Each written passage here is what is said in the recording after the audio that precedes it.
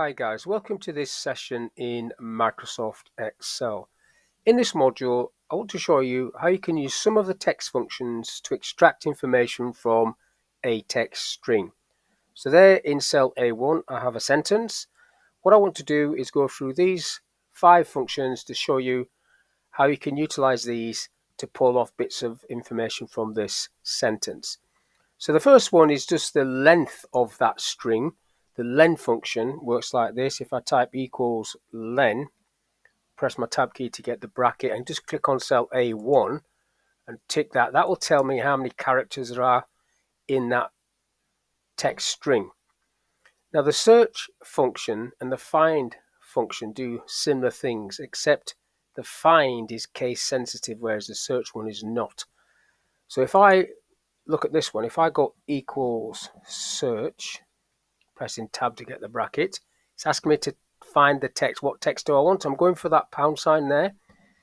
So if I put the pound sign inside quotes, then I do a comma within text. So I need to click on cell A1, comma, and start position will be 1. Close the bracket on that, click the tick. It tells me it's the 29th character along.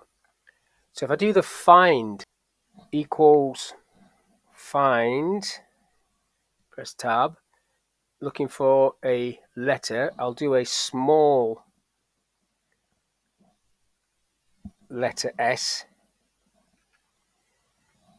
comma, within that text, so it's the same. Start position 1, close the bracket, click the tick, see what happens. Doesn't get it because there's a capital on there and there isn't a capital in this. If I change that at the top there to a capital and then tick it, tells me it's in the number 1 position. So find is case sensitive, search is not. So let's have a look at the left function. So if I go equals left, press the tab key. So left, the text is A1, comma. Now the number of characters in, normally you just put a number, but I could maybe try this. If I go 51 minus 29, close the bracket and see what that comes back with. So that's not really what I want. So let's try the right function. So if I go equals right, press the tab key to get the bracket. So still A1, comma, and then using this, the len function result minus the search function result. Close the bracket. Let's have a see what that one looks like. So I've got 23k. I haven't got the pound sign. Let's say I want the pound sign as well, but that's what I want, say. So what I need to do there is just put a +1 after that H2 at the top there to give me the pound sign. See what that looks like. Now that's pulled it in. So the left function really didn't help me there using these two, but the right function did help me pull off that information there.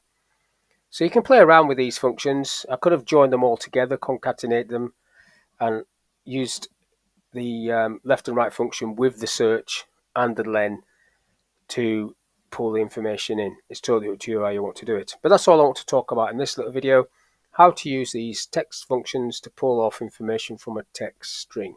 So hopefully that was of use. Thank you for your time, and I'll catch you on the next one.